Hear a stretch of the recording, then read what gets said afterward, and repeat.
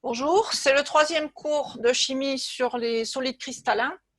Donc aujourd'hui, on va parler des métaux et des cristaux de type métallique. Ils cristallisent très souvent sous forme de deux possibilités, soit celui qu'on appelle le cubique à face centrée, qu'on a déjà vu plusieurs fois, soit l'autre possibilité, c'est hexagonal compact, c'est-à-dire la maille, elle ressemble à un hexagone de ce type-là, et par contre qui est décalé verticalement. Okay, donc là, c'est la base, et ensuite vous avez des choses au-dessus. Alors c'est dommage que je ne puisse pas vous le montrer en direct, avec des vraies structures cristallines. Ça aurait été, je pense, un peu plus clair. Je vais faire de mon mieux avec l'ordinateur. Alors les atomes, on va supposer que ce sont des sphères de rayon grand R.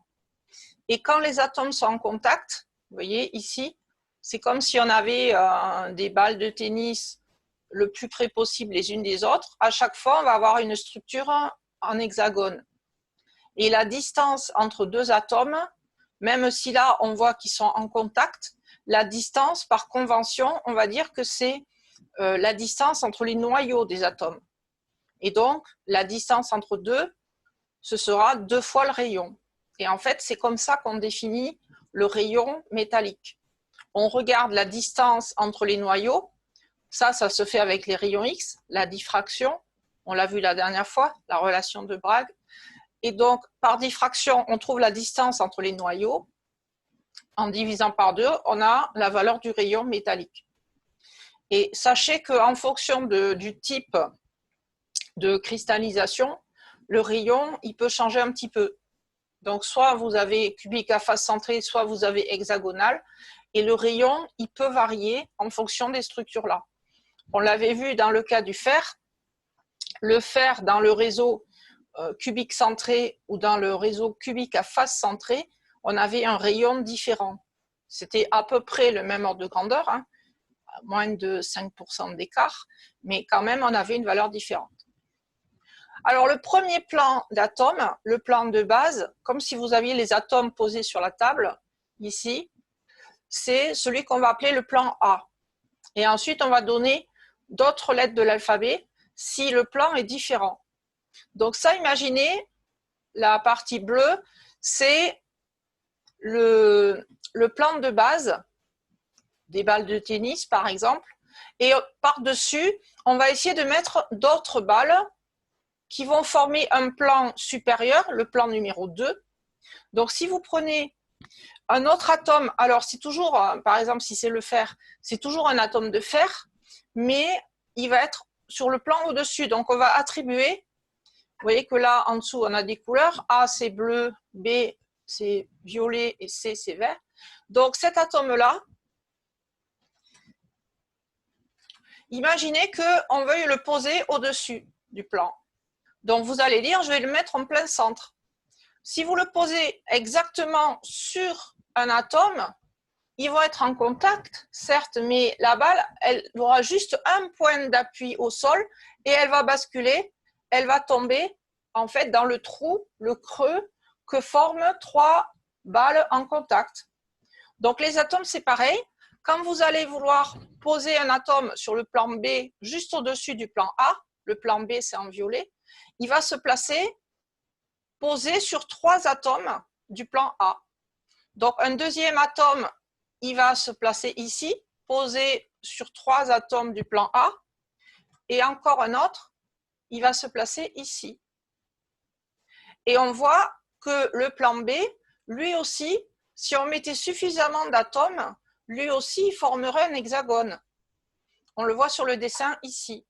En bleu, c'est le plan au niveau du sol. Au-dessus, on a placé au moins les 3 atomes comme moi, ces 3-là, violet. Et par-dessus encore, il y aura un autre plan différent. Vous voyez que le plan B intermédiaire ici, il vous fait une forme d'hexagone avec celui-là au centre et ça ressemble tout à fait au plan A. Donc le plan B au-dessus du plan A, il va former aussi un plan d'hexagone. Et là, j'ai choisi de mettre l'atome dans cette position-là, le premier atome que j'ai mis, mais j'aurais très bien pu le mettre ici. C'est-à-dire placer différemment. Au lieu de l'avoir ici, je le décale. Donc, si cet atome-là, ça correspond à un atome qu'on mettait au-dessus du plan A, ce serait le deuxième plan. Si je dois en poser un à côté, lui aussi, il va être posé sur 3 atomes. Puis encore un à côté, ici, posé sur 3 atomes. Lui aussi, ça va finir par faire un plan d'hexagone. Par contre, ce plan en vert, il sera décalé par rapport au plan violet. Donc, si le violet, on l'appelle le plan B, on voit qu'en vert, on a une configuration différente puisque tout est décalé sur le côté. Donc, vous aurez aussi en vert des hexagones, mais qui seront décalés. Et si ensuite, au-dessus, je remets un atome à la même position, donc au-dessus du plan B, si je remets un atome qui était comme ça, ah, je ne les ai pas en bleu, je ne les ai pas séparés. Donc si au-dessus, vous remettez un atome du plan bleu, ici, ça va vous donner cette configuration-là. Donc là, en fait, c'est le plan A, c'est le premier plan d'hexagone. Au-dessus, vous avez un plan B. Et encore au-dessus, vous remettez un atome bleu au centre là, qui va refaire le même plan d'hexagone parce que ce sera exactement à la verticale. Donc les atomes qui sont posés ici, qu'on voit entièrement, ça c'est le plan A du niveau 3. Le niveau 1, c'est un plan A, celui-là. Le niveau 2, c'est le plan B qui est décalé. Et le niveau 3, c'est à nouveau un plan qui est à la verticale du premier et donc qui cache le plan en dessous. Donc, comme la base faisait un hexagone ici et qu'au-dessus, vous allez remettre un hexagone, on appelle ça une maille hexagonale. Et comme c'est métallique, on appelle ça hexagonal compact. Ça aura la même compacité que le cubique à face centrée qui est le plus compact. Donc ça, c'est la première façon. Ou alors, au-dessus du plan B, on pourrait mettre un atome. Donc si je mets l'atome ici, ça correspond au plan A. Donc ça fait A, B, A, B. Ça, c'est le hexagonal compact. Et si le vert, vous le décalez sur la troisième possibilité qu'on n'avait pas encore eue, ici, vous aurez plan 1, c'est le plan A, posé par-dessus le plan B, et posé encore par-dessus le plan C, qui n'est pas à la verticale exacte du plan A, puisqu'on est encore décalé. Donc celui-là, on voit que le plan A, on le devine, le bleu, on le voit dessous. Donc en bleu, vous avez le plan A, au-dessus décalé en violet le plan B, et encore au-dessus, encore décalé à la fois par rapport à A et B, vous avez le plan C. Donc ici, l'empilement, ça va être A, B, C, A, B, C, A, B, C. C'est différent de l'autre. Et celui-là, empilement, en fait, on l'a déjà vu, A, B, C, A, B, C, c'est celui qu'on appelle le cubique à face centrée. Alors, sur le cube qui est là, ça ne se voit pas qu'on a des plans d'hexagone A, B, C empilés. Par contre, j'ai trouvé une autre image sur Internet, ici. Ça n'a pas les mêmes couleurs que ce que j'ai donné comme exemple, qui était une autre image d'Internet aussi d'ailleurs. Mais ça va vous faire comprendre aussi. Donc, le plan A, ce serait l'atome en rouge. Au-dessus, le plan B, ce serait l'atome là tout à l'heure qui était violet. Et encore au-dessus, celui-là qui est différent du plan A et du plan B, vous avez le plan C. Et ensuite, on recommence au plan A. Donc, ça fait A, B, C, A, B, C, etc. Donc, il y a deux sommets opposés du cube. Ça correspond à deux plans A. Et ensuite, si on place le cube de façon décalée, on voit que les plans, ils apparaissent ici. Donc, si j'avais pu vous le montrer en direct avec les modèles moléculaires, ça aurait été un peu plus clair. Donc là, retenez juste que cubique à face centrée, c'est la structure la plus fréquente pour les métaux et c'est celle-là qui est exigible en fait au concours. Le hexagonal compact, on peut vous en parler, mais normalement, on ne vous posera pas de questions là-dessus. Alors, maille cubique à face centrée, on avait détaillé tout ça avec le fer et aussi avec le cuivre, il me semble. Donc, voilà, cuivre, le fer à haute température. Donc, ça, c'est des choses qu'on avait vues la dernière fois. Donc là, je vous récapitule rapidement tout ce qu'on avait vu sur la maille cubique à face centrée. Donc là, on voit qu'il y a les plans d'hexagone, A, B, C, A, B, C, etc. Donc la maille, elle est cubique. Comme c'est cubique, forcément, tous les paramètres de longueur, A égale B égale C, égale une certaine valeur. Ça, par contre, ça va dépendre du métal. Ça va dépendre des atomes. Et ensuite, comme c'est un cube, tous les angles, ils font 90 degrés. Alors, le motif maille cubique, c'est un atome sur les sommets. Et comme vous avez en plus un atome au centre des faces, on dit que le motif, il est à face centrée. Donc, le motif à face centrée, ça peut aussi s'appliquer pour une maille qui serait autre chose que cubique. Par exemple, comme une boîte d'allumettes, avec 3 longueurs différentes.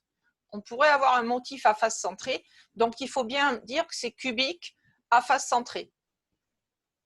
Cubique à face centrée.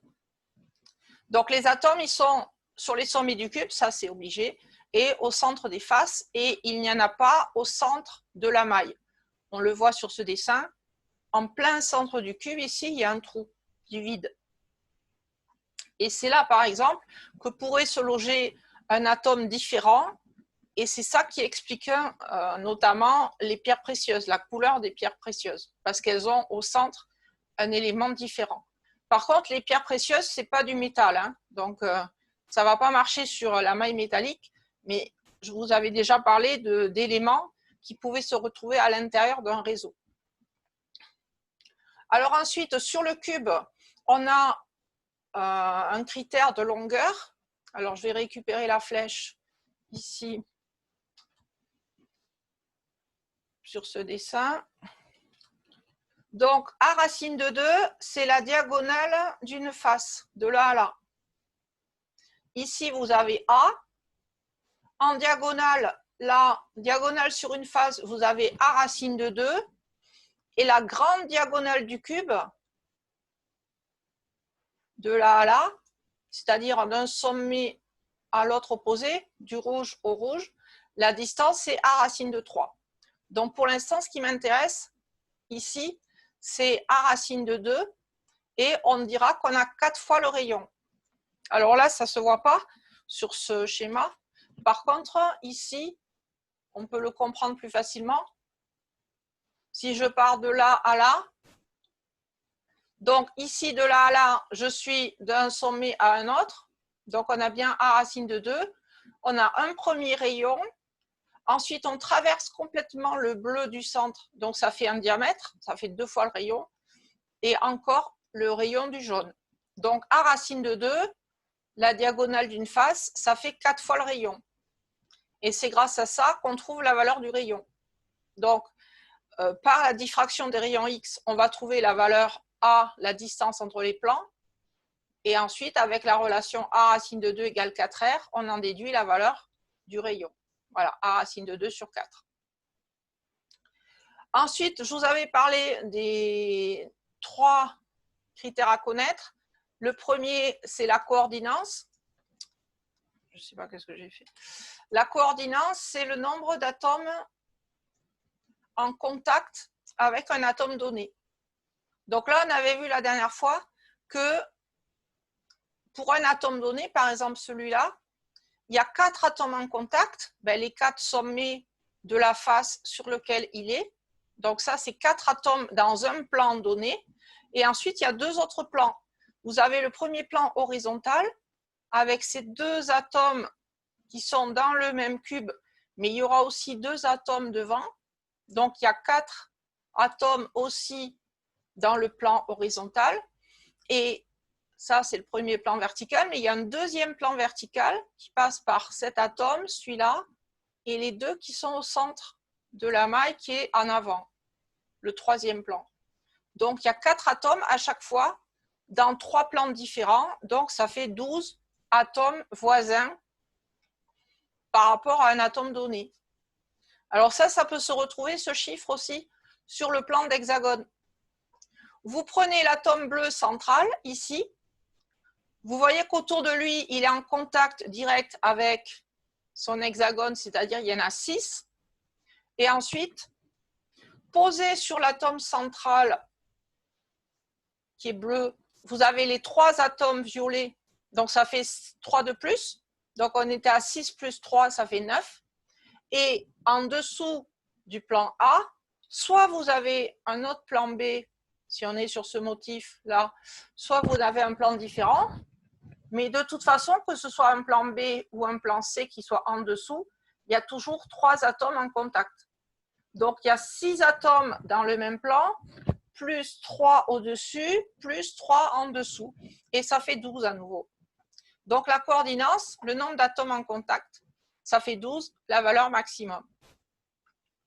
La compacité, c'est la fraction d'espace réellement occupée par les atomes. Donc là, on avait vu comment le calculer. C'était le nombre d'atomes fois le volume d'un atome, 4 tiers de pi r cube, divisé par le volume de la maille, A au cube.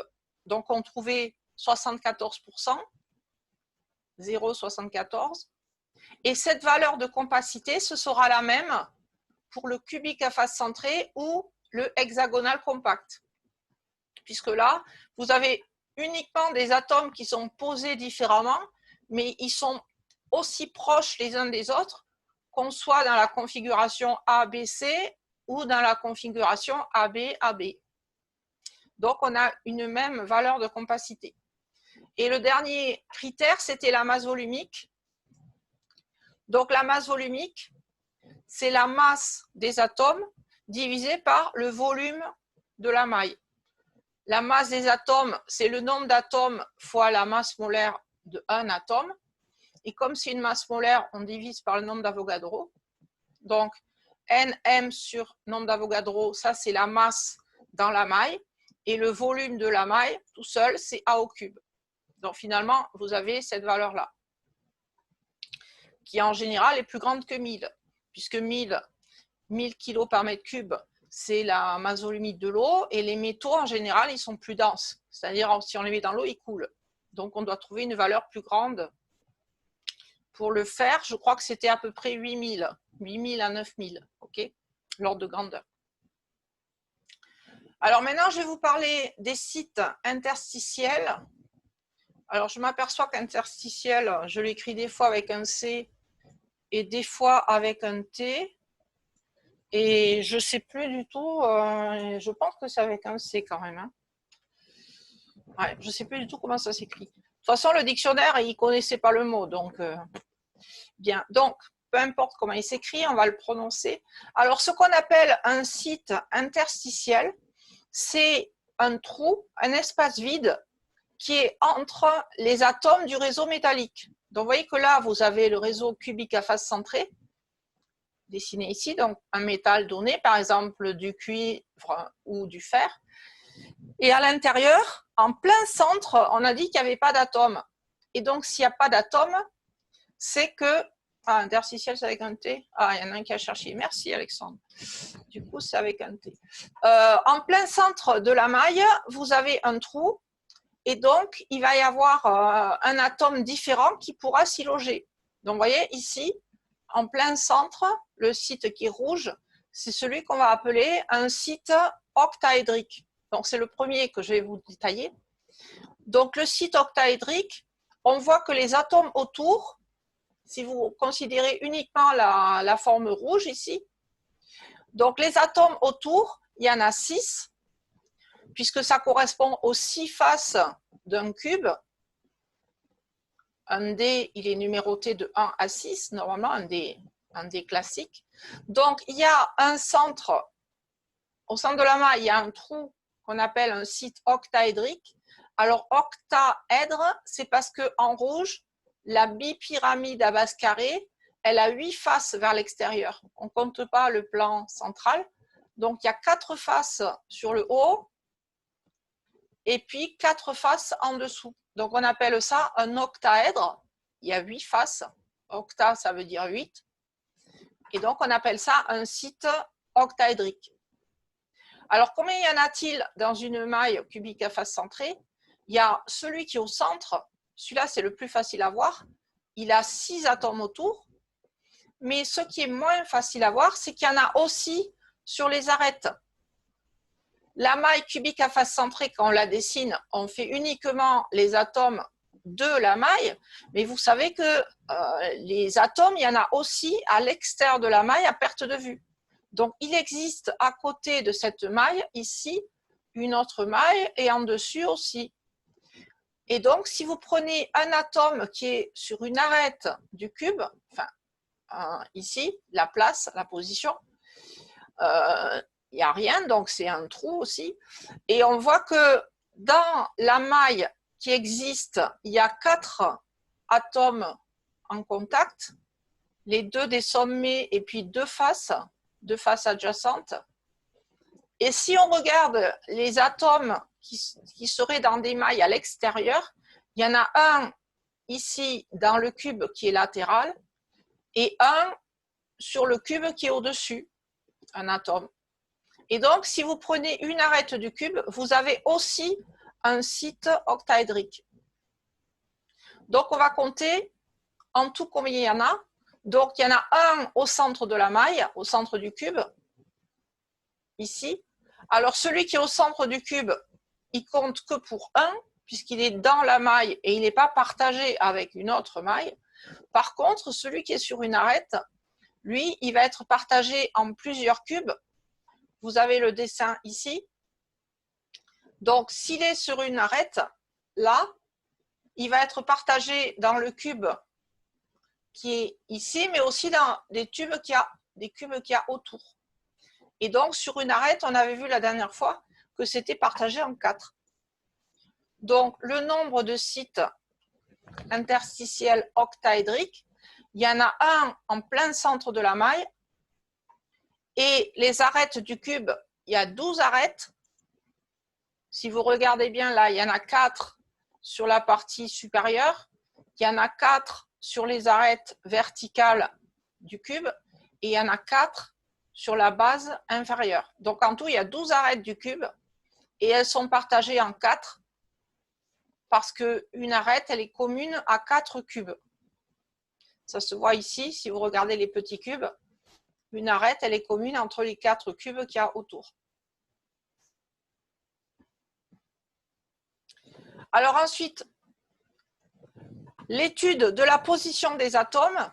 Donc, j'ai dessiné le plan supérieur du cube avec en gris les atomes qui sont réellement les atomes de fer, par exemple, les atomes du réseau.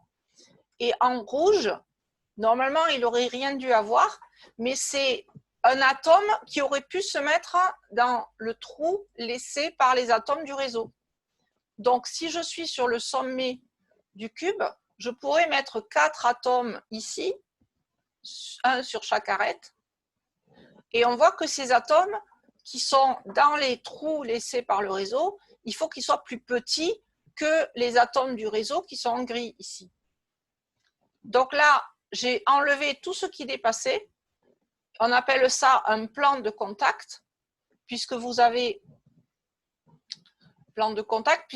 uniquement les atomes qui sont dans la maille et sur la face supérieure. Donc la face du cube, tout ce qui dépasse, c'est-à-dire ça, là, ce qui est à l'extérieur, ce n'est pas dans la maille.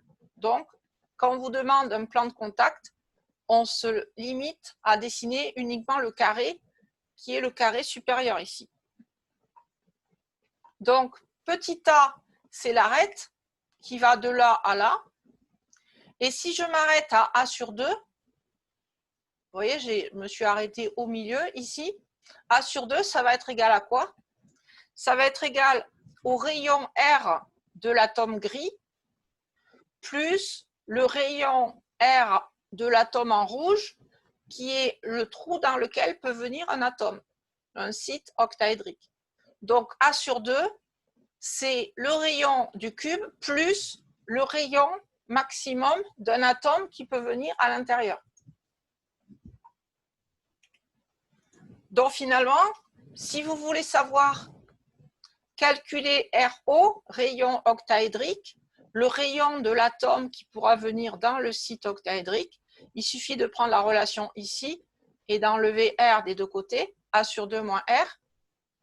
Et ensuite, on avait vu tout à l'heure qu'on avait la relation A racine de 2 égale 4R, c'est-à-dire que je vais pouvoir exprimer le A sur 2, en fonction de R. Donc A sur 2, c'est racine de 2 R. Donc finalement, si vous remplacez A sur 2 par sa valeur, on met en facteur le R, donc il va rester moins 1. Donc A sur 2, c'est racine de 2 fois R. Et racine de 2, vous connaissez par cœur, normalement, c'est 1,41. Donc si on enlève 1, il vous reste le rayon de l'atome en rouge, il est égal à 0,41 fois le rayon de l'atome gris du réseau. Par exemple, le rayon de l'argent, du fer, du cuivre, etc. Donc, on voit que le rayon d'un atome qui pourrait venir dans le site octaédrique, il est forcément plus petit, bien plus petit que le rayon métallique, 40% du rayon métallique. Et en fait, ça, c'est ce qu'on appelle un gros trou qui peut contenir des atomes comme le carbone. Hein, on avait évoqué l'acier. L'acier, c'est un réseau de fer dans lequel il y a maximum 2% de carbone. Donc, les atomes de carbone, ils vont pouvoir se mettre dans des trous de ce type-là. Et on peut aussi avoir des atomes d'azote ou d'hydrogène, forcément. Donc, ça, c'était la partie la plus facile, les sites octaédriques qui sont localisés en plein centre du cube. Alors là, si je mets un atome dans le site octaédrique, dans la partie rouge, forcément, il va dépasser en partie dans ce site-là qui est bleu. Donc, si vous avez un atome dans le site octaédrique, un atome de carbone par exemple, vous ne pourrez pas avoir en même temps un atome dans un autre site. C'est l'un ou l'autre, on ne peut pas avoir les deux. Donc maintenant, je vais vous parler des sites tétraédriques, c'est celui qui est en bleu ici, bleu-violet. Donc les sites tétraédriques, ils sont situés entre 4 atomes du réseau. Vous voyez ici, il y en a 4. Et on voit de suite qu'en bleu, le volume il est beaucoup plus petit que le volume du rouge. Visuellement, c'est clair. Okay, on voit que c'est à peu près, le bleu, c'est à peu près 2 fois plus petit que le rouge, hein, au feeling. Donc, on verra que le rayon tétraédrique, il est forcément plus petit que le rayon octaédrique. Alors, ce site tétraédrique, il est situé entre 4 petits atomes qui forment un tétraèdre. Si vous aviez un atome de carbone au centre, ça pourrait être la molécule de méthane. Vous savez, en représentation de Cram, on dit qu'on a deux atomes, par exemple d'hydrogène, si c'est le méthane, dans le plan, puis un atome en avant, en triangle, un atome en arrière avec des pointillés. Donc, si je mets quelque chose au centre du tétraèdre, ça ressemble à une molécule tétraédrique comme le méthane, toute la chimie du carbone. Donc, les sites tétraédriques, il va falloir compter combien il y en a. Donc là, vous voyez que les 4 atomes qui forment le site tétraédrique, on part d'un sommet. Et de ce sommet, on va regarder les atomes qui font les 3 faces communes à ce sommet. Donc, pour un sommet donné, avec les 3 atomes qui sont sur les 3 faces du cube en contact avec celui-là, vous avez un site tétraédrique. Donc, en fait, le grand cube de la maille, si vous le redessinez là et que vous le coupez en 8 petits cubes, tous les sites tétraédriques, ce sera un des petits cubes dessinés là, puisqu'il y aura forcément un sommet plus 3 faces. Les 3 faces là, là et là. Et si je prends celui qui est en opposition, ce sommet, il va former un site tétraédrique avec les 3 faces sur lesquels il est en contact, c'est-à-dire le dessus, le côté et l'autre côté. Donc, on voit vite que sur le grand cube, la maille du réseau métallique, il y a 8 sommets, donc il va y avoir 8 petits cubes. Donc, finalement, là, pour compter combien il y en a, c'est encore plus simple. Il y en a 8 par maille, puisqu'il y a 8 sommets d'un cube. Et à chaque fois, un sommet, il va être coupé. Un sommet va être à côté d'un site tétraédrique. Alors, la position des atomes, ça va être un peu plus dur à voir. Parce que là, le plan qui a été dessiné, c'est le plan qui est comme ça. Vous voyez? Donc là, j'ai la diagonale. Et je vais me limiter à un seul cube. C'est-à-dire que je vais faire comme si c'était un petit cube. Donc, si j'ai en haut la première direction, ce cube-là, et ensuite, j'aurai les parties verticales. Hop. Donc là, ça va jusque là. Ouais, c'est pas très joli. Et le dernier, il est là. Donc, vous voyez, ça, le petit cube, je l'ai coupé en biseau. Donc, tout à l'heure, j'avais dit que A racine de 2, c'était toute la diagonale d'une face. Et comme moi, je me suis arrêtée à la moitié, ici, la longueur, je vais avoir A racine de 2 sur 2. Donc, cette longueur-là, ça correspond à une flèche qui est là. A racine de 2 sur 2. Et verticalement, j'aurai toujours la valeur A. De là à là. Non, A sur 2 plutôt, puisque je m'arrête au petit cube. Donc là, vous voyez que sur ce plan de coupe, il y a 2 atomes au sommet en haut, les 2 qui sont ici, et qui sont en contact. Et en dessous, le petit cube, là, il n'y a rien du tout, puisque en fait, ça correspond au trou des sites octaédriques, ce qu'on a vu tout à l'heure. Donc, il n'y a pas d'atome au centre s'il y a un atome dans le site tétraédrique, et il n'y a pas non plus d'atome sur l'arête. Donc, vous voyez que là, les 2 sommets du plan de coupe, il n'y a pas d'atome, puisque ça correspond ici à un endroit où il n'y a rien. Donc, A racine de 2 sur 2, cette longueur, ça correspond à 2R. Et si je regarde du centre du rectangle à un sommet, ici, sur cette direction, de là à là, je suis un petit peu décalé, de là à là, vous voyez que cette valeur, ça correspond à un rayon de l'atome du réseau plus le rayon bleu. Donc, rayon R classique du réseau plus le rayon tétraédrique qui est en bleu. Alors, pourquoi on a A racine de 3 sur 4 ici? Cette distance-là, ça correspond d'un sommet jusqu'à le milieu du plan de coupe. Alors, si vous regardez ici, alors je vais utiliser une flèche bleue. Donc, si je pars d'un sommet et je coupe en diagonale pour avoir le sommet opposé, donc on appelle ça la grande diagonale du cube. La grande diagonale du cube, j'ai dit tout à l'heure, c'était A racine de 3. A racine de 3. Si maintenant je m'arrête au milieu de la maille, de la grande maille du grand cube, j'aurai A racine de 3 divisé par 2. Et A racine de 3 divisé par 2, ça correspond à tout ça.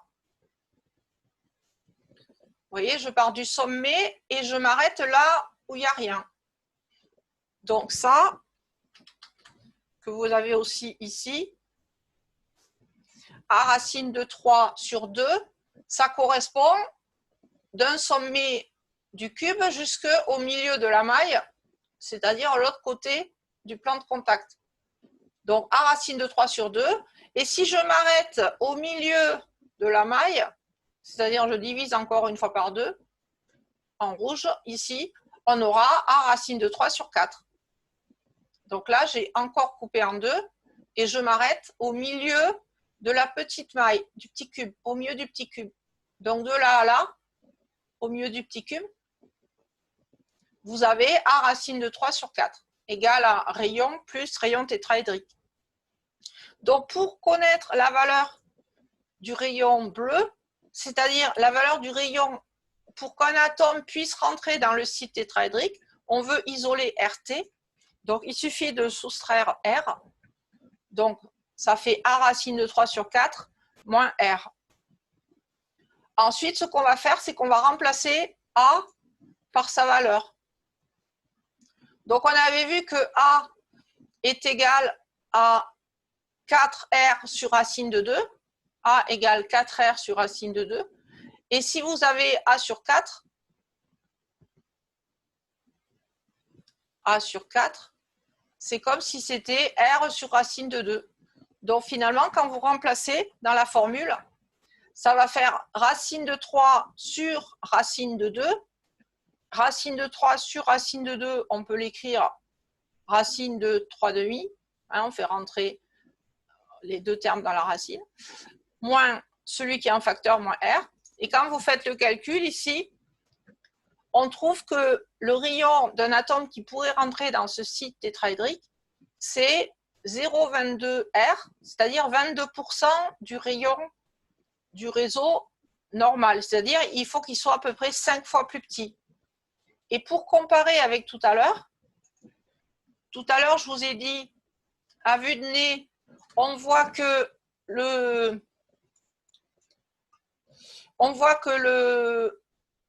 site en bleu, il est beaucoup plus petit que le rouge et à peu près 2 fois plus petit.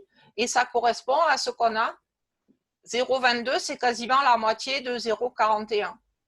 Donc ce trou en bleu, il va être beaucoup plus petit et il ne peut contenir que des atomes d'hydrogène. Il ne peut pas contenir un atome de carbone, par exemple, ou d'azote. Si un atome de carbone est forcé pour rentrer là-dedans, ça déformerait le réseau.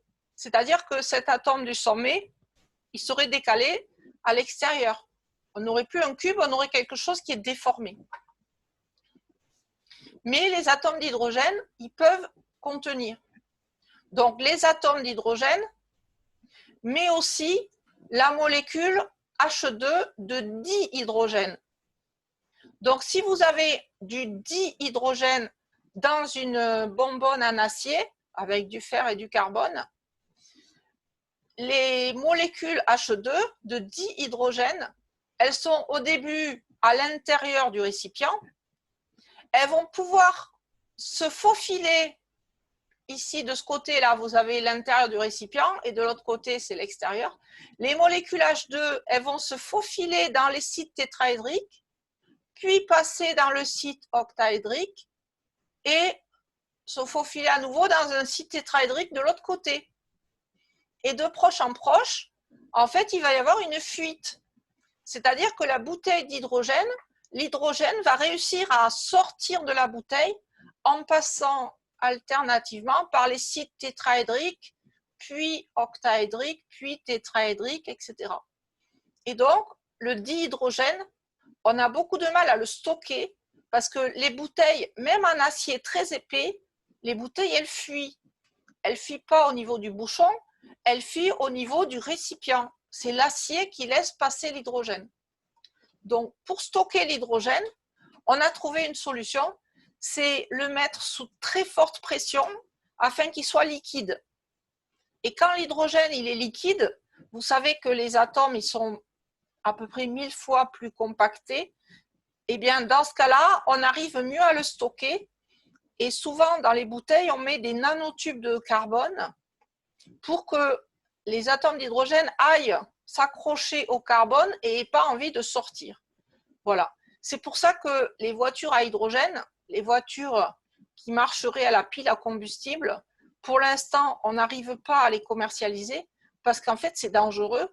Il y a toujours une fuite possible d'hydrogène, y compris en cas d'accident, une voiture qui s'encastrerait sous un pont, il peut y avoir un récipient cassé, fuite d'hydrogène et ensuite ça explose.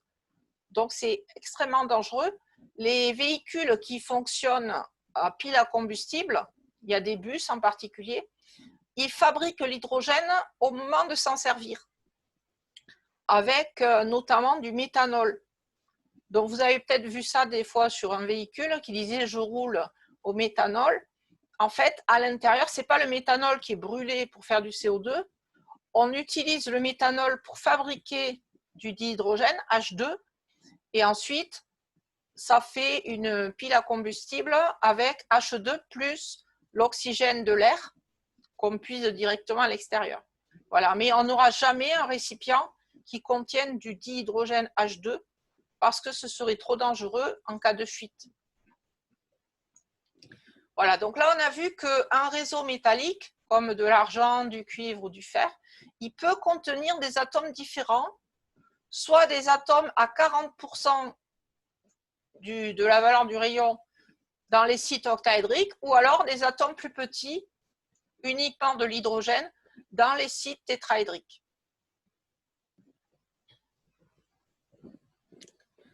Alors maintenant, je vais vous parler de ce qu'on appelle des alliages de substitution ou d'insertion. Alors, ce qu'on appelle alliage, c'est une combinaison de plusieurs matériaux, mais il faut qu'il y ait forcément un métal. Donc, le métal, c'est celui qu'on va appeler le lot, c'est celui qui est le réseau normal. Et à l'intérieur de ce métal, il va y avoir des atomes différents, par exemple en jaune ou en bleu, ici, qui sont venus se loger à l'intérieur de ce métal. Et ça va changer les propriétés. Alors là, il va y avoir deux possibilités. Soit le rayon petit r de l'atome qui est différent du réseau, soit vous avez un rayon qui est de l'ordre de la valeur du rayon métallique. Et dans ce cas-là, la seule possibilité, c'est de remplacer un atome du réseau, c'est-à-dire l'atome jaune, mettons que ce soit un atome d'or au milieu d'un alliage à base de cuivre. L'atome d'or, il s'est fait sa place, c'est-à-dire qu'il a poussé le reste, et on a globalement une maille qui s'est un peu déformée. Là, vous reconnaissez des hexagones. On a vu le plan d'hexagone au début. Là aussi, il y a un hexagone. Et on voit que les hexagones, ils sont légèrement déformés à cause de l'atome ici, qui normalement n'aurait rien eu à faire là et qui s'est fait sa place. Donc ici, on a un rayon petit r qui est plus grand que celui du réseau. Donc forcément, si le rayon il est de l'ordre de grandeur ou plus grand, on appelle ça un alliage de substitution ou solution solide de substitution. Substitution, ça veut dire l'atome, c'est comme s'il avait remplacé un atome du réseau, comme s'il était sur un sommet ou au centre des faces. OK? Comme si ici, on avait un atome violet à la place d'un atome bleu. Donc là, on appelle ça un alliage de substitution. Si votre atome, il remplace un atome qu'il y avait dans le réseau initial, c'est substitution. Et l'autre possibilité, un alliage d'insertion, c'est si votre atome différent, il est suffisamment petit, ici, s'il est suffisamment petit, à peu près comme ça, voilà, il va réussir à se mettre à l'intérieur des sites interstitiels tétraédriques ou octaédriques. Et donc, s'il est à l'intérieur du réseau, on est dans ces configurations-là, soit un atome à 40% du rayon dans le site octaédrique ou un atome à 20% du rayon dans le site tétraédrique. Et on appelle ça un alliage d'insertion. On est en insertion dans le site interstitiel. Donc là, vous voyez, par exemple, vous avez l'atome bleu qui est dans le site octaédrique. Il aurait pu aussi se mettre sur les rayons qu'on a ici. Et s'il avait été plus petit, il aurait pu se mettre dans les sites tétraédriques. Donc là, le rayon R de l'atome central, il faut forcément qu'il soit inférieur à 0,41. Donc s'il est plus petit que 0,41 R, à peu près 40% du rayon, il pourra se mettre dans les gros trous qui sont octaédriques. Et s'il était plus petit, que 0,22, dans ce cas-là, il peut aussi se mettre dans les sites tétraédriques. Il a le choix, soit dans le octaédrique, soit dans le tétraédrique. Donc, on appelle ça un alliage d'insertion, qu'on appelle aussi solution solide d'insertion. Ce qui est important, c'est les mots substitution ou insertion. Voilà. Il faut avoir compris à peu près de quoi on parle. Soit substitution, c'est qu'on a remplacé un atome du réseau, on se comporte comme si c'était un atome du réseau, comme si c'était un sommet, ou alors il est petit et il se met à l'intérieur du réseau sans avoir déformé le réseau. Le réseau, il est toujours régulier autour. Donc ça, c'est l'insertion. Donc je vais vous montrer deux exemples. Exemple de deux alliages entre du cuivre et de l'or. Donc le cuivre et l'or, vous avez ici les valeurs qui sont sorties de la classification périodique. On voit que les deux rayons, ils sont du même ordre de grandeur. Il y a 128 et 144. Si on avait dû être à 40% du plus grand, par exemple si c'était un site octaédrique, si on devait être à 40% de celui-là, 50%, ça fait à peu près 70 picomètres. Donc 40%, ça ferait plus petit que 60 picomètres. Or, on voit que l'autre, le cuivre, il a une valeur plus grande que 0,40 de l'autre. Donc, on ne peut pas faire un alliage d'insertion, c'est forcément un alliage de substitution. Substitution, ça veut dire que les atomes, ils jouent le rôle des sommets ou du milieu des faces. Donc là, vous reconnaissez, si tous les atomes c'était le même, ce serait cubique à face centrée pour les deux. Donc on a bien un alliage de substitution parce que les atomes, ils jouent le rôle des atomes du sommet de la maille. Et au centre, là où il y avait le site octaédrique, on n'a rien du tout. Alors il y a deux alliages différents. Donc pour se connaître le nom de l'alliage, il va falloir compter combien il y a d'atomes par maille. Alors, on va commencer par l'or. L'or, c'est celui qui est rouge. Vous voyez que les rouges ici, il y en a uniquement sur les sommets. Donc, il y a 8 sommets dans un cube. Par contre, rappelez-vous, un sommet, il est partagé entre 8 cubes. Ça se voit sur le dessin qui est là. Si vous prenez un atome sur un sommet en plein milieu, là, cet atome qui serait là, on voit qu'il est commun à 4 cubes en dessous et 4 cubes au-dessus. Donc, un atome d'un sommet, il appartient à 8 cubes identiques. Et donc, pour trouver combien il y a d'or dans la maille, on fait 8, il y en a 8, fois 1/8, puisqu'il est coupé en 8. Donc, en tout, c'est comme si on avait un seul atome d'or en entier dans la maille. Il y a 8 huitièmes qui, en tout, si on les recolle, ça fait un atome d'or par maille. Ensuite, on va compter le cuivre. Le cuivre, c'est le bleu. Donc là, on remarque que les atomes de cuivre, ils sont à chaque fois au centre des faces. Il y a combien de faces sur un dé? Il y en a 6, puisqu'on peut faire de 1 à 6. Donc, il y a 6 faces.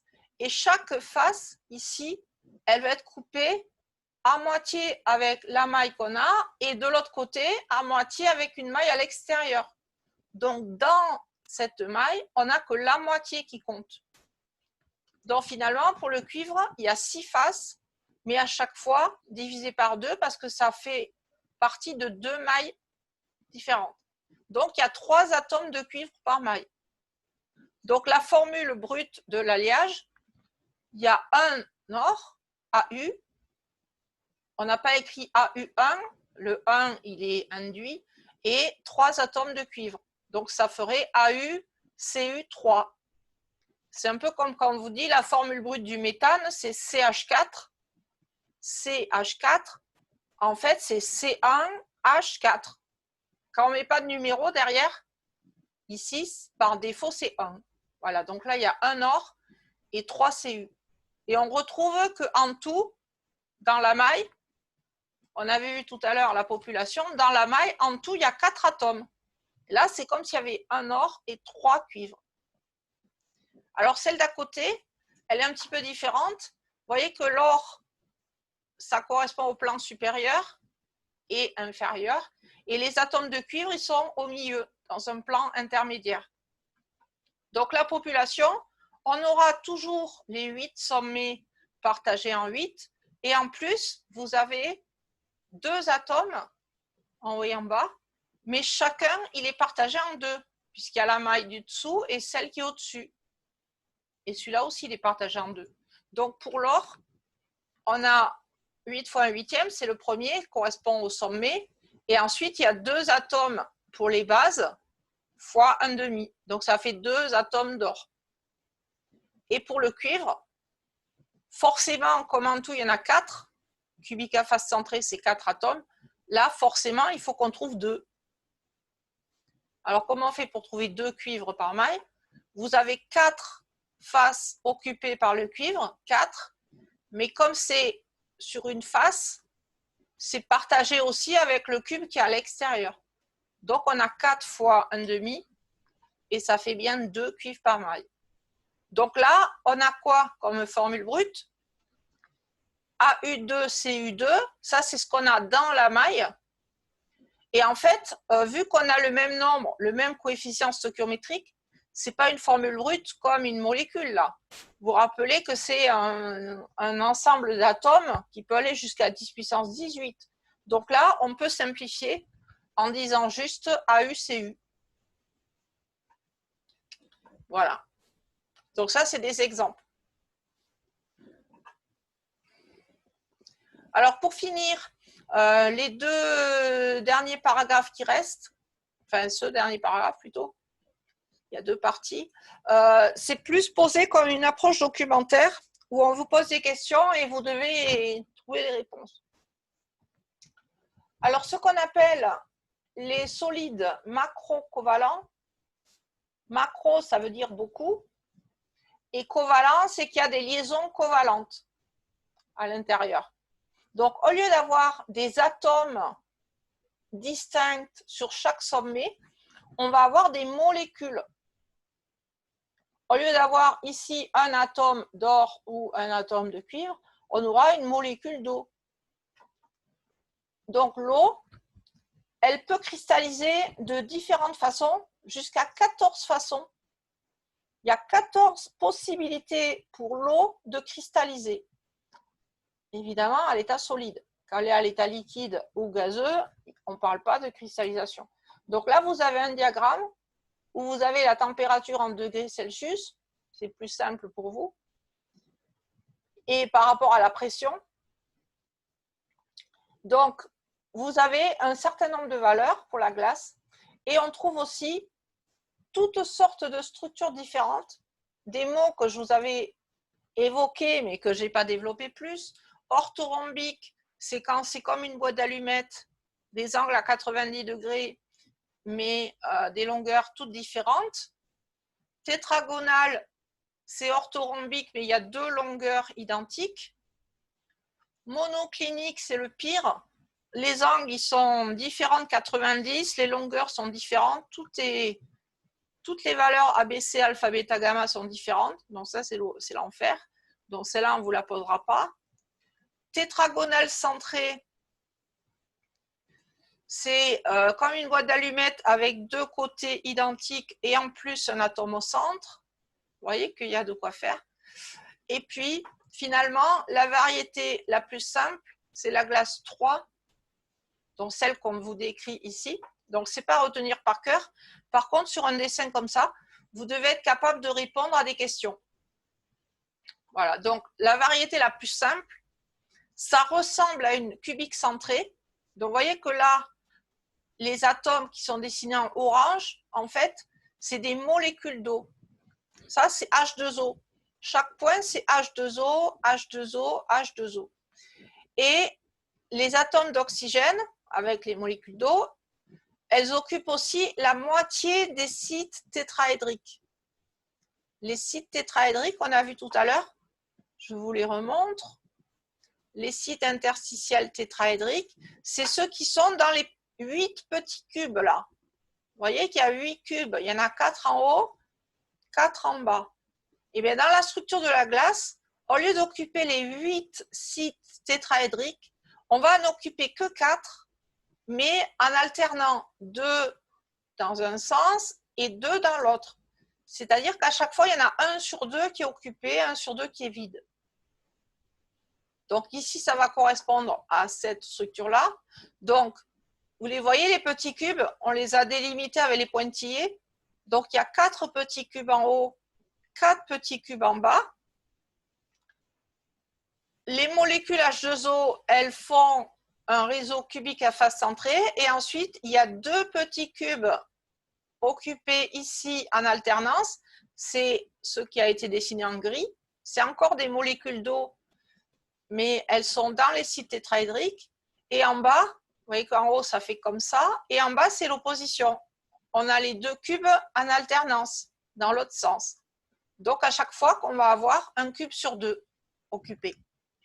Et forcément, puisque les atomes dans les sites tétraédriques, ils ont la même valeur de rayon que ceux des sommets, puisque c'est les mêmes molécules, ça veut dire que globalement, le cube, les atomes ici ne sont pas en contact, puisque une molécule s'est insérée dans le site tétraédrique, mais elle était trop grosse, elle a tout écarté en fait.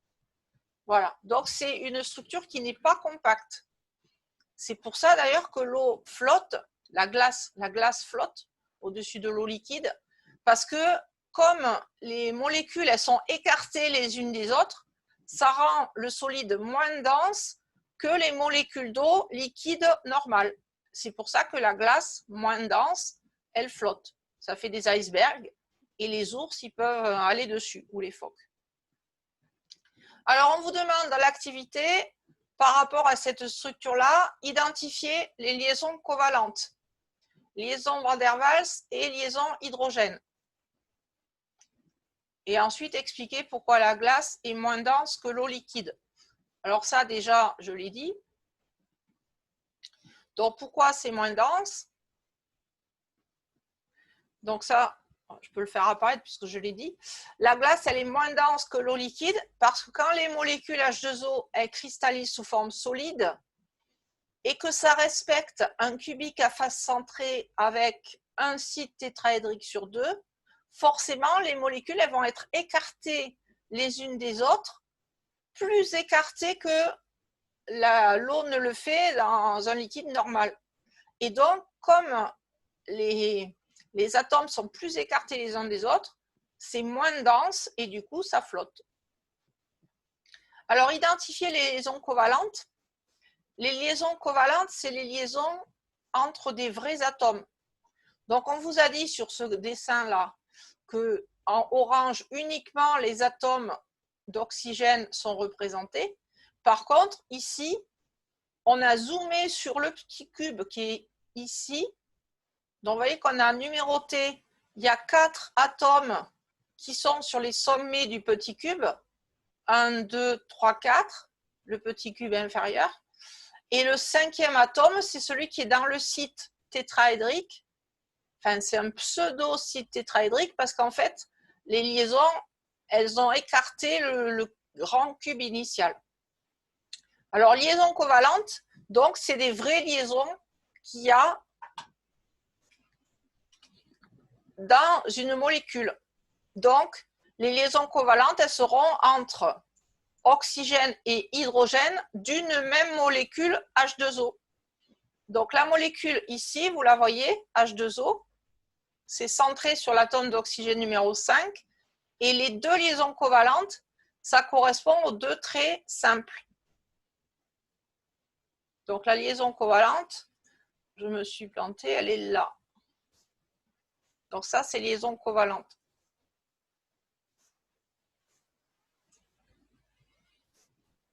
Voilà, la flèche, je l'avais mal visée. Ensuite, les liaisons hydrogènes, je ferai Van der Waals après. Les liaisons hydrogènes, ça concerne forcément un hydrogène. J'ai une fois une élève qui m'avait dit qu'on avait une liaison hydrogène entre 2 atomes de sodium. Bon, évidemment, ce n'est pas possible. Pour avoir une liaison hydrogène, c'est un atome d'hydrogène qui est concerné. Il doit être relié, cet atome d'hydrogène-là, il doit être relié à un atome d'oxygène et en même temps avoir une interaction avec un autre atome d'oxygène. Donc, si je considère l'atome d'hydrogène ici, il fait une vraie liaison covalente avec l'oxygène 5 et il fait une liaison partielle avec l'atome 1. Donc, ici en pointillé, c'est la liaison hydrogène, ou alors ici. Donc, tous les pointillés qu'on voit sur ce dessin, ça correspond à des liaisons hydrogènes. Donc, ça, c'est liaison H, liaison hydrogène. Donc, liaison hydrogène, c'est entre oxygène et hydrogène de molécules voisines, molécules qui sont juste à côté. Et la dernière, l'interaction de Van der Waals, c'est quand vous avez des atomes qui sont voisins, donc qui auront une interaction partielle entre eux, mais qui n'a pas directement de liaison. Donc, des atomes d'oxygène qui sont voisins, mais pas qui feraient une liaison hydrogène directement. Donc, ça va être entre le 3 et le 4. Donc, entre le 3 et le 4, ça correspond à une interaction Van der Waals. Ce n'est pas une liaison complète. Alors, le deuxième exemple que je donne, ça va être sur les structures du diamant et du graphite. Donc, on appelle ça des solides macrocovalents parce qu'il y aura uniquement des liaisons covalentes. Il n'y aura pas de molécules à l'intérieur, comme des molécules d'eau, par exemple. Donc, je me suis basée sur l'élément carbone. L'élément carbone, il peut cristalliser, si vous avez de la chance, sous forme de diamant. Et ça vaut très, très cher. Messieurs, quand vous achèterez la bague de fiançailles, vous allez voir, ça va ruiner le portefeuille. Ou alors, le carbone, il peut cristalliser sous forme de graphite. Et ça coûte rien du tout. C'est le carbone qu'il y a au bout des milles de crayons. Un crayon à papier, ça coûte 10 centimes. Hein, donc, vous voyez, le graphite, ça coûte rien du tout. Donc, les atomes de carbone, ils vont se répartir d'une façon ou d'une autre. Il en existe d'autres façons qui s'appellent, par exemple, les nanotubes de carbone. Donc, soit vous avez le graphite, ça, c'est le crayon à papier. Le graphite, en fait, c'est un réseau d'atomes de carbone à chaque fois qu'ils sont dans un plan. Là, on a représenté 3 plans qui sont superposés pour un atome de carbone en graphite. Donc, vous avez des plans comme si c'était des feuilles empilées les unes sur les autres. Et entre les différents plans, entre les différentes feuilles, vous aurez ici des interactions de Van der Waals, mais ces interactions sont beaucoup plus faibles que les interactions qu'il y a dans le plan. Et donc, les plans du graphite, ils vont pouvoir glisser les uns sur les autres, comme des feuilles superposées qui pourraient glisser les unes sur les autres. Et donc, le crayon à papier, quand vous lui appliquez une contrainte faible sur une feuille blanche, le graphite, il va se déposer, puisque les plans vont glisser et ça va se déposer sur votre feuille. Donc, on peut écrire avec du graphite. Quand on écrit avec un crayon, à chaque fois, on fait glisser les plans de graphite et le graphite se retrouve déposé sur la feuille. Et après, on peut l'enlever avec une gomme. Donc, on peut écrire au crayon et effacer. Par contre, si vous faites la même chose avec un diamant, vous passez un diamant sur une feuille, là, vous allez le déchirer parce que le diamant, il est beaucoup plus solide, beaucoup plus rigide qu'une feuille de papier. D'ailleurs, les cambrioleurs, ils se servent de diamants pour découper les fenêtres et rentrer en douce dans la maison. Ils ventousent la vitre, ils coupent avec leur diamant, ils arrachent le carreau et après, ils passent le bras pour ouvrir la porte. Voilà, donc le diamant, ça sert aux cambrioleurs et aux fiancés. Donc, la différence, elle vient en fait de la façon dont les atomes sont placés les uns par rapport aux autres. Donc, dans le graphite, ça fait des plans avec une maille hexagonale. Vous voyez qu'on a des hexagones. Il n'y a pas d'atome au centre, par contre. Donc, c'est moins dense qu'un métal. Et dans le diamant, vous avez globalement, on voit sur cette structure cubique à face centrée. Et en même temps, vous avez un site tétraédrique sur 2 en alternance, comme on a vu pour la molécule d'eau. Ça ressemble à ça, le graphite. Le diamant. Donc, ça correspond à la cristallisation de la glace 3. Vous avez les atomes sur les sommets et un site tétraédrique sur 2 en alternance. Voilà. Donc là, le but, ça va être de comparer les propriétés et interpréter les différences en fonction des mailles cristallines. Donc, comme j'ai dit, le graphite, les plans vont glisser, donc ça va se déposer, c'est mou, alors que le diamant, on a des liaisons orientées.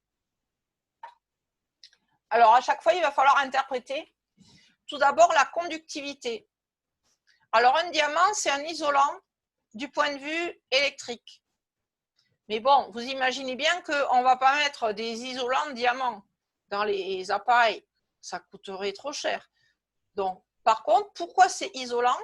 C'est parce qu'un atome de carbone, on le voit ici, un atome de carbone, il fait des liaisons covalentes avec 4 atomes autour. Comme si c'était du méthane. Donc là, on a une structure tétraédrique. Et comme il fait des liaisons avec d'autres atomes de carbone, chaque électron covalent du carbone est fixé avec l'atome d'à côté. Et donc, les électrons, ils sont localisés entre 2 atomes de carbone et donc, ils ne peuvent pas se déplacer. Vous imposez une différence de potentiel de part et d'autre du diamant, les électrons ne bougent pas. Donc, on dit que c'est un isolant, le courant ne passe pas. Alors que le graphite, regardez, vous avez à chaque fois un atome de carbone, mettons celui-là, un atome de carbone, il est lié à 3 atomes dans le plan qui lui appartient. Voilà. Par contre, il n'y a que 3 atomes autour. Ça veut dire que chaque atome de carbone, il a en plus un électron à lui qui est à côté, mais qui n'est pas fixé. Vous voyez, cet atome-là, il est en contact avec 3 autres autour. Et les atomes qui sont en dessus et en dessous, ils sont trop loin pour faire une vraie liaison covalente. Donc, entre plans, c'est des liaisons de Van der Waals. Donc, à chaque atome de carbone, il va y avoir un électron célibataire, libre, qui pourra se déplacer dans le plan pour passer d'un électron à l'autre. Donc, de part et d'autre, si vous mettez une différence de potentiel, par exemple entre cet atome et celui-là, vous imposez une différence de potentiel, les électrons ils vont pouvoir sauter d'un à l'autre. Et donc, tous les électrons vont se déplacer dans le même sens. Donc, ici, on va dire que le graphite, il est conducteur. Donc, quand on fait une électrolyse, vous avez peut-être vu ça au lycée, on peut utiliser des électrodes en graphite. C'est des électrodes noires. Et ça coûte très peu parce qu'en fait, c'est comme si c'était des gros crayons en graphite. Par contre, si vous imposez la différence de potentiel de part et d'autre des plans, entre le dessus et le dessous, là, ça va être isolant. Parce que les électrons ne pourront pas passer d'un plan à un autre. La distance est trop grande. Donc, le graphite, il a un avantage, il est conducteur dans un sens, mais isolant dans l'autre sens. Donc, le graphite, on va pouvoir imposer un sens, enfin, disons, un plan de direction de courant. Mais perpendiculairement, verticalement, c'est isolant. Donc, on l'utilise pour des électrodes en graphite. Ensuite, la dureté, j'en ai parlé. Le diamant, il est très résistant parce que les liaisons sont imposées et fixes. Et donc, une application, c'est qu'on va pouvoir couper le verre.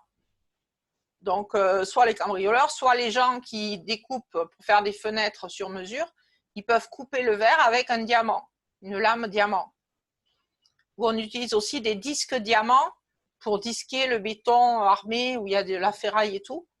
Donc ça coûte assez cher les disques diamants. Il y a des petits bouts de diamant qui sont déposés dessus.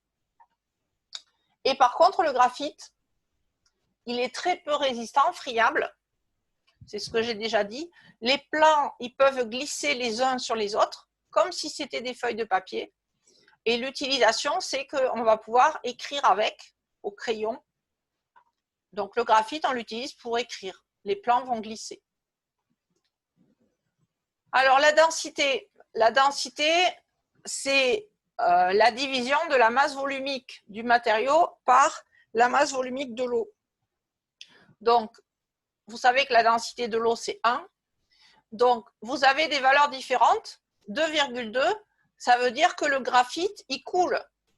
Mais il a une valeur plus faible que dans le cas du diamant. Donc, le graphite, globalement, il est moins dense que le diamant. Alors ça, c'est dû au fait très peu dense parce que les plans ici sont éloignés et du fait qu'il y a du vide, ça va diminuer globalement la partie occupée. Et donc, comme on a des plans éloignés, il est très peu dense. Et une application, les raquettes de badminton, par exemple, Corentin, vous avez peut-être déjà vu des raquettes qui sont appelées raquettes graphite, parce qu'en fait, ils vont enrouler des plantes de graphite autour du manche de la raquette. Et quand on frappe le volant, ces plans, ils peuvent se resserrer comme si c'était un ressort. Ça va amortir les chocs. Donc, on trouve du graphite dans les raquettes de tennis ou de badminton et aussi dans les skis. Ça amortit le choc sur les bosses. Et en plus, c'est léger. Donc, le graphite, on l'utilise assez souvent. On appelle ça aussi des fois les fibres de carbone. Donc, c'est un peu comme du graphite. Ils l'ont légèrement modifié. Et dans le cas du diamant, donc, c'est peu dense car il y a globalement un site tétraédrique sur 2. J'ai mis la moitié des sites octaédriques. En fait, c'est la moitié des sites tétraédriques. Là, vous avez un site occupé sur 2 et donc la moitié vide. Bon, mais c'est quand même plus dense. Bon, on n'a pas d'application directe sur le diamant du fait qu'il soit léger. Il est tellement cher qu'on va utiliser autre chose. Ensuite, du point de vue des interactions, donc on a des liaisons covalentes fortes dans le cas du diamant, parce que c'est avec des atomes directement en contact. Ici, on voit les liaisons. Donc, on a beaucoup de mal à les casser, ces liaisons. C'est pour ça que le diamant, il est très dur. Alors que le graphite, entre les plans, ici dans le vide, vous avez des interactions à distance, liaisons de Van der Waals. Il y a aussi des liaisons covalentes dans le plan, mais quand vous allez frotter le graphite sur une surface, en fait, les plans vont se détacher les uns des autres. Donc, les liaisons de Van der Waals, c'est celles qui sont le plus importantes dans ce cas, et elles sont beaucoup plus faibles que des liaisons covalentes normales. Alors, les distances entre atomes, ça va correspondre, la distance entre atomes, c'est 2 fois le rayon. Donc, en fait, la valeur que vous avez ici, ça correspond à 2 fois le rayon. Quand vous êtes ici, 2 fois rayon, ou quand vous êtes dans le plan. Et là, vous voyez qu'on n'a pas tout à fait les mêmes valeurs. Entre atomes, vous avez ces valeurs-là qui sont légèrement différentes. Pourtant, un atome de carbone, il devrait avoir un rayon imposé. Et en fait, selon les structures, le rayon, il va être différent. On l'estime comme le rayon, c'est la moitié de la distance entre 2 atomes. Donc, on voit que ça peut changer. Et la distance entre les plans, donc on a quasiment la même valeur qu'entre les atomes. Par contre, dans le cas du graphite, là, on a une distance entre plans qui est très importante, qui est plus du double. C'est pour ça que les plans, ils glissent aussi facilement. L'énergie de liaison, c'est l'énergie pour séparer les atomes. Dans le cas du diamant, l'énergie, elle est plus importante que celle du graphite, parce que les liaisons covalentes, elles vont être dures à casser, les atomes, ils sont proches. Alors que dans le cas du graphite, comme on a des plans éloignés, c'est plus facile de séparer d'abord les atomes des plans et après de casser les liaisons. Et pour finir, la couleur. Alors, le diamant, lui, il est transparent, aucune couleur. Par contre, il reflète les couleurs qu'on voit à l'extérieur. Donc, on a l'impression qu'il brille de mille feux. Et donc, en fait, les radiations lumineuses qui entrent dans le diamant, elles peuvent se réfléchir sur les plans, mais elles ne sont pas absorbées. Donc, le diamant, il renvoie la lumière. Il le renvoie dans toutes les directions. C'est pour ça qu'on a l'impression que ça brille. Et donc, quand vous avez de la lumière qui passe sur le diamant, globalement, comme les atomes de carbone ont des liaisons très fortes entre eux, ils ne vont pas réagir avec la lumière. Et donc, la lumière, il la laisse passer. À la limite, il y a la diffraction, c'est-à-dire qu'un atome de carbone, il peut changer de niveau d'énergie en absorbant la radiation, mais instantanément, il la renvoie. Et donc, toute la lumière traverse sans être absorbée, donc pas de couleur. Et à l'inverse, le graphite, lui, il est noir. Le crayon, c'est noir. Après, on a inventé les crayons de couleur, mais ce n'est pas du graphite, c'est autre chose. Donc, lui, c'est l'inverse. Comme il y a des électrons libres, sur chaque atome de carbone, il y a un électron libre, toutes les radiations peuvent être éliminées, peuvent être absorbées. Et donc, la lumière rentre, mais ça ne sort pas, un peu comme si c'était un trou noir. Hein. Un trou noir, c'est que la lumière ne sort pas et donc on le voit noir. Et donc, tous les électrons peuvent absorber toutes les radiations puisque ça va donner une absorption d'énergie sous forme 1,5 de MV2. Les électrons vont prendre de la vitesse, donc toute la lumière qui rentre est absorbée, il n'y a rien qui sort. Et donc, le graphite, il est noir et donc pas joli. On ne fait pas des bagues avec du graphite, on le fait avec du diamant.